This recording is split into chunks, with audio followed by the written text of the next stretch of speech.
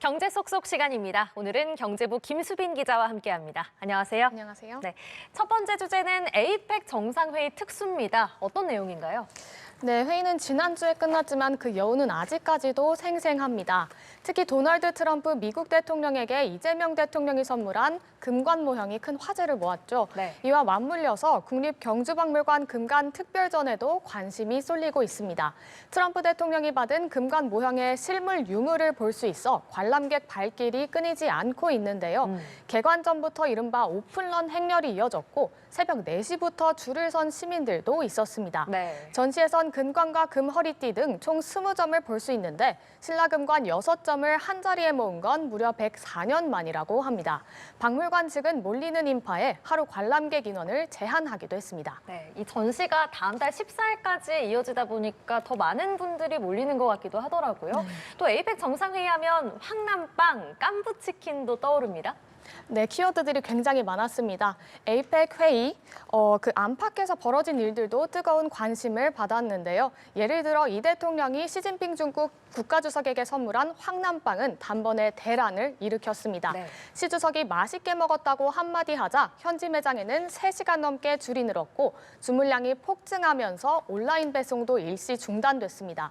또 이재명 삼성전자 회장, 정의선 현대차 회장, 젠슨 황 엔비디아 CEO의 이른바 깐부 회동 이후 CEO들이 앉았던 깐부치킨 매장 테이블은 현재 1시간 이용 제한이 붙었고 네. 일부 매장은 재고 부족을 호소할 정도로 인파가 몰리고 있다고 합니다. 정상회의 기간에 언급되거나 등장하기만 하면 바로 실시간 검색어에 오를 정도로 말 그대로 에이펙 특수가 곳곳에 퍼졌습니다. 네, 다음 주제 보겠습니다. 야, 갑자기 요즘 날씨가 부쩍 추워졌습니다. 근데 이런 갑작스러운 이른 한파를 반기는 곳도 있다고요? 그렇습니다. 이 갑작스러운 추위 패션업계에서는 오히려 희소식입니다. 3분기는 보통 가을 신상품이 본격적으로 판매가 되는 시기인데요. 늦더위가 길어지면서 옷이 잘 안 팔렸고 여름 재고까지 2월 되다 보니 할인 경쟁이 이어졌습니다. 팔수록 손해라는 얘기가 나온 이유입니다. 네. 실제로 주요 패션 기업 실적은 크게 꺾였습니다. 삼성물산과 한섬의 3분기 영업이익은 전년 대비 각각 42.9%, 59% 줄었고 신세계 인터내셔널은 적자 전환이 예상됩니다. 실적을 아직 발표하지 않은 다른 업체들도 상황은 비슷할 걸로 보입니다. 네, 이 겨울 시즌이 패션업계에서는 연중 대목으로 꼽히던데 그래서 이 이른 한파 때문에 실적 반등을 기대하고 있겠네요.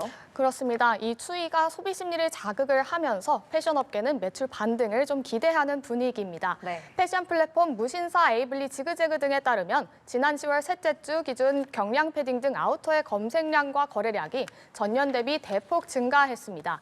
이뿐만 아니라 기모 발열네이 등 기능성 보온 제품에 대한 수요도 함께 늘었는데요. 이는 예년보다 10일 이상 앞당겨진 소비 흐름이란 분석입니다. 이른 추위에 더해 이번 겨울 강한 한파가 예고돼 있는 만큼 고기능성 아우터뿐만 아니라 겹쳐 입기용 레이어링 아이템 수요도 꾸준히 늘어날 걸로 보입니다. 네, 자 이번에는 라면 이야기입니다. 삼양식품이 36년 만에 소기름을 사용한 우지라면을 다시 선보였다고 하는데 소기름이요? 그렇습니다. 대한민국 최초 라면이란 타이틀을 내건 제품이 다시 등장을 했습니다.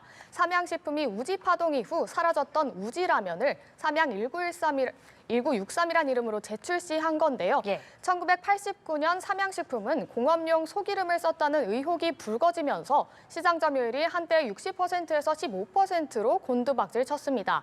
이후 검찰 수사와 법정 공방 끝에 무죄 판결을 받았지만 우지라면은 오랜 시간 시장에서 자취를 감췄습니다. 그랬군요. 불닭볶음면으로 재기에 성공하면서 K푸드 신화를 쓴 삼양식품은 올해 국내 식품업계 최초로 시가총액 10조 원을 돌파했고 또 사상 첫 연매출 2조 원도 눈앞에 두고 있습니다. 다만 불닭에 대한 의존도가 높다는 평가 속에 이번 제품은 과거의 상처를 극복하고 재도약하겠다는 의지가 담겼습니다. 네, 이번 신제품이 복고라면 대전의 신호탄이라는 분석도 있더라고요. 그렇습니다. 그런데 단순한 복고 마케팅을 넘어 라면 업계의 브랜드 재정립 전쟁으로까지 번지고 있습니다. 국내 라면 시장에서 30년 넘게 1위를 지켜온 농심도 가만히 있진 않았는데요. 농심은 지난 1월 창립 60주년을 맞아 자사명을 내건 농심라면을 출시했습니다. 두 회사 모두 과거 인기 라면을 현대적으로 재해석한 제품을 앞세워 브랜드 뿌리 찾기에 나선 셈입니다. 네. 이번 삼양 1963은 마트 정상가 기준 한 개 1,538원으로 신라면 라면 블랙과 비슷한 프리미엄 라면 포지셔닝을 택했는데요. 네. 복고풍 트렌드에 힘입은 두 회사의 맞대결이 향후 라면 시장에 어떤 판도 변화를 가져올지 주목됩니다. 네. 자, 다음 주제입니다. 요즘 글로벌 기술 패권 경쟁이 치열하잖아요. 그래서 이공계 인재가 국가 경쟁력이다 이런 말도 나오고 있는데 우리나라 이공계 인재들은 떠날 채비를 한다고요? 그렇습니다. 실제 국내에 있는 이공계 석박사 인력들 10명 중 4명이 3년 내로 한국에 있지 않고 해외로 갈 의향이 있다고 밝혔습니다. 예. 한국은행이 국내 체류 중인 이공계 인력 약 1,900명을 조사한 결과 42.9%가 이같이 응답했습니다. 특히 20에서 30대 비율이 전체의 70%에 달했는데요. 이유를 들어보니 단연 연봉이었습니다. 실제로 해외 이직자들의 경우 박사학위 취득 후 10년이 지나면 평균 연봉이 3억 8천여만 원, 국내 인력보다 4배가량 많다는 분석이 있었습니다. 네. 이외에도 연구 생태계나 커리어 기회 등 전반적인 환경에서도 해외를 더 매력적으로 느끼는 경우가 많았습니다. 네, 기술 혁신에는 결국 사람이 핵심인데 이대로라면 이 인재 유출이 국가 경쟁력에도 큰 손실일 것 같은데요. 그렇습니다. 이젠 단순 애국심만으로 인재를 붙잡는 시대가 지났다는 말이 나옵니다. 연봉은 물론 근무 여건, 연구 기회, 성과에 따른 보상 체계를 확실히 만들어야 한다는 지적인데요. 정부도 내년도 인재 양성을 위한 예산으로 1조 3천억 원을 편성해 대응에 나서기는 했습니다. 특히 AI와 반도체, 우주산업 등 기술 패권을 둘러싼 경쟁이 속도전 양상으로 흐르고 있는 만큼 이공계 인재는 단순히 산업계 인력 그 이상, 국가 전력 자원이라고 할 수 있겠죠.